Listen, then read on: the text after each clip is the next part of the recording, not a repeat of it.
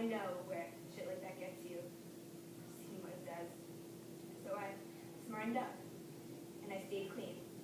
And I kept on Ron's ass until he got off the stuff too. He started working a good job, got into counseling. Our marriage was working out, you know what I mean?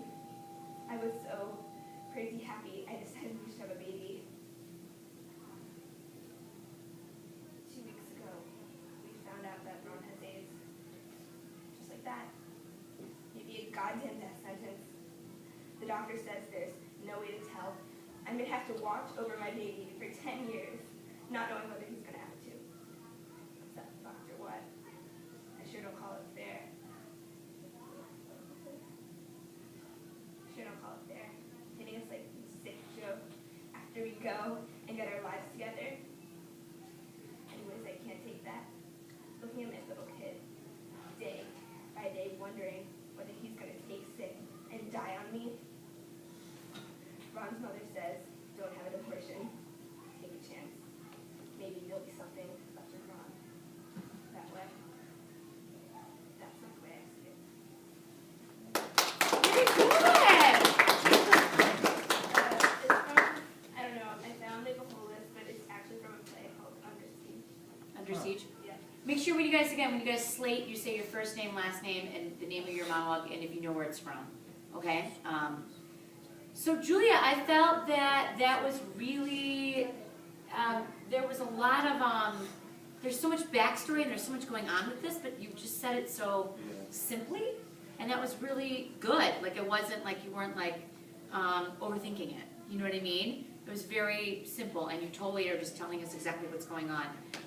The only thing, I mean, again, if I'm looking at this rubric and we're talking about how you guys are going to be graded, is I would say volume, you know, and then your hair is kind of down. Yeah. So, and that's, I know it's like the little things, but again, if you were on film, you'd have to be aware of angles and light and cameras and all that kind of stuff. And then in theater, we need to be aware of the audience, like, and making sure that we're seen wherever we're at. So people over here wouldn't be able to see you. But so just louder and just pull your hair back from that point of view.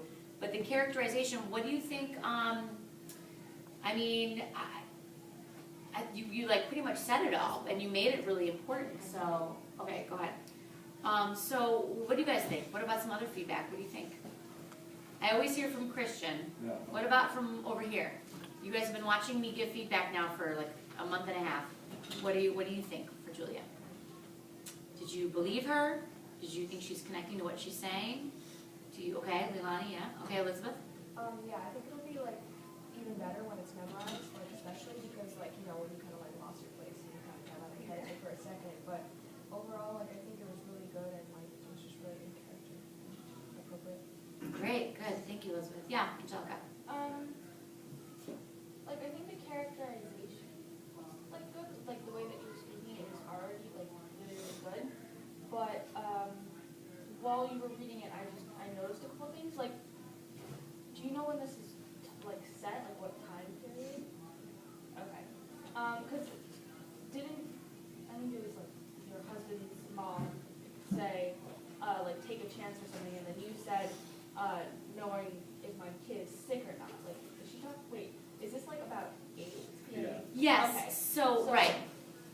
So this is like a really, really big deal. Like, Yes. you're gonna have a child, and this is like a 50-50 chance whether you think your kid is gonna die or not. Like, so it has to be kind of like in that mental state, being like, this is such a big deal. Like, I don't care about anything else. Like, I don't care about the gender. I don't care about whatever. If my kid is gonna die or not because he might have AIDS. So make it more important. Good. Thank you, Angelica. Jake. Going off of that, Yes. like, I think, well, it's like, obviously, once you memorize it, I think you need to make some stronger choices. Okay. I think, like, it's Like just, what? whatever you want them to be, I just think you just can't just sit there and read it. Okay. Actually, you have to do something, you have to, like, I don't know. You have And to, the you have to stronger figure it out choices- as an actor, but Yeah. And the stronger choices are going to help her do what? help her elaborate the scene, elaborate the character, get out what she wants to get out. Okay. So yeah, connect more to what she's saying. Andrew, you had your hand up. You were going to say something. Yeah, I don't know if just like being louder is the answer to this, but kind of like showing more emotion because your kid's he could have AIDS, like that's a huge deal. So. Right. Well, she's at the abortion clinic now, so you already made the decision, right? Or are you talking to the counselor about what you should do? But I've already made it. Yeah, I mean, before you get an abortion, you do have to talk to a counselor, and there's like a waiting period. My friend worked as a counselor in one of those clinics, and so you really present all the options, and you say why, and you try to see if the person can be talked out of it. I guess I don't know. And so you're with the counselor. You're in the pre-screening before you go and get it. So you are going to go and get it done. So that is like Andrew said. So that is a big deal. So you decided that you got clean. You got your husband clean. You guys missed the rush of death. You got it together. You got pregnant. Everything's on this happy road, and now your child may or may not have AIDS. So you decided that you're just gonna get rid of it. So it's a big deal. Yeah. Well, first of all, I thought it was really good. But the other thing is when you first say when you first say that you found out your kid or that your husband had AIDS, have you ever had one of those moments where like either something unexpected happens or even you're watching a TV show and like your heart just like drops to the bottom of your stomach because you're so like horribly surprised? Try to like find that like a situation where you could feel that, and they'll probably like you can portray that to the audience as well. And I think it'll make it really awesome. Yeah, because there's what you aren't saying in there is like how did we get that? Like what happened? Like the backstory is rich on that, obviously. Jake. Oh, I know this might be hard to do, but I think you need to like connect to it. I hope you're not like shooting up heroin and like getting AIDS and such. But you need to like find a situation where you can kind of connect to it. Is like what actors have to do. Yeah, Shelby. Good, thanks, Jake. Okay, so I don't know what Beth said. You should kind of almost like be shocked by what you say. Like when you say that your husband has AIDS, like really like kind of just like realize like that's happening. Like I just said that my husband has AIDS, and like he could be the reason like my kid dies. Like kind of like scare yourself by saying that. Yeah. There's some good like movies that you can watch. Couples doing, I'm just trying to think, like couples doing drugs together. It's very common, it's sometimes like people get into it like together, and then it's very uncommon for them to both get clean. In fact, I was just watching, I don't know if you guys seen that Amy Winehouse documentary. Oh, I want so good. Yeah, and she wanted to get clean, but she was like doing drugs with her husband, and because they were doing drugs together, they were abnormally bonded. So you're just like, because it's you guys against the world, and there's the whole drug addiction thing, and so because she had the money, they sent them both to rehab together, which of course was completely unsuccessful. But they were interviewing a doctor who was like, not only would I not recommend that, but it's completely unethical. So it's very rare that you guys would get clean together without somebody. And anyways, it's just something. The first movie that came to my mind was Trainspotting, but it's pretty. I don't know if you're allowed to watch rated R movies. It's pretty R. Has anybody ever seen that movie, Trainspotting? Yeah. No one's seen that, Trainspotting? Really? Oh. You have? Yeah. With that's the first movie that Ewan McGregor did that anybody even knew who this guy was. So it's like kind of how he became a star. It's hard. You need to have subtitles because they're speaking English, but it's the thickest Scottish accent you've ever. I'm like, what? So I had to watch it with subtitles. But they are speaking. Jesus. But they are speaking English. Yeah. Yeah.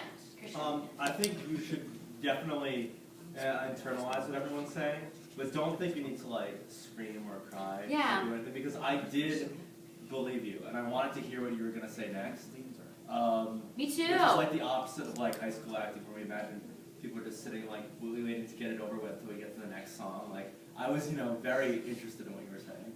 So yeah, that's just more of a positive. Do you guys remember Mr. Conley who worked here? Yeah. So he just posted something, and I thought this was really interesting.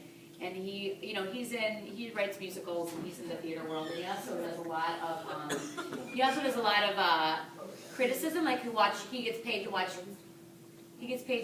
theater, and then he writes criticisms on it, and they get published in blogs and stuff. And he was saying that at this point, I don't know exactly how he said it, but he said something like he's seen lots of good singing and lots of good dancing, and he said, but it's even rarer these days to find good acting. Yeah. And he like put that out there, and he's like I just noticed that the more theater I watch, the more musical theater I watch, of all kinds. He's like a good actor is like the rarest of the rare. And I was kind of a controversial statement, and people like were responding to what he said, but just something to think about. And now I'm thinking about that. I'm like, it's true. Like in my 15 years of singing, of teaching, I've seen lots of good singing and lots of good dancing, lots of bad stuff too. But it has been a lot rarer for me to say I've seen all the good actors. And so so I liked what you're saying about. I think that what you're doing was really understated, and I totally believed you. And you don't have to be like, and then he got AIDS, you know what I mean? Then I'm like, all right. So you're believing what you're saying, and that's the truth, that you're standing in your truth. So I think everybody just wants to see you do it, like memorized or with your hair back and a little bit louder and a little bit more connected to what you're saying. But it's really good. All right. Nice, give her a hand. So, 43, I have 2 minutes. Do you guys have any other questions, comments? Nikki, did you go? You did go, right? You did your monologue? Okay. Can't remember what it was. Wow. It was Lucy. Brown, yeah. Lucy, okay, great. So, and everyone's done their memorization test? All right, so we're just going to be analyzing each other's monologues and doing that, and then, like I said, I'll have the other play for you guys. I'll give it to you on Tuesday, and then I won't hand out your preference sheet until everyone's read that play, and then you can tell me which part and which thing that you prefer, okay? This is just a little housekeeping thing. Everybody have a great Thanksgiving, whatever you're doing. Does everybody celebrate Thanksgiving? Yes. Okay. No? No. Oh, okay. I don't know. I don't want to, make anyone mad, offend anybody. My parents are actually here. They're sitting in my house right now. They drove here from Illinois. Yeah. We expect them to look over and see a guy that gets dressed as shit. No.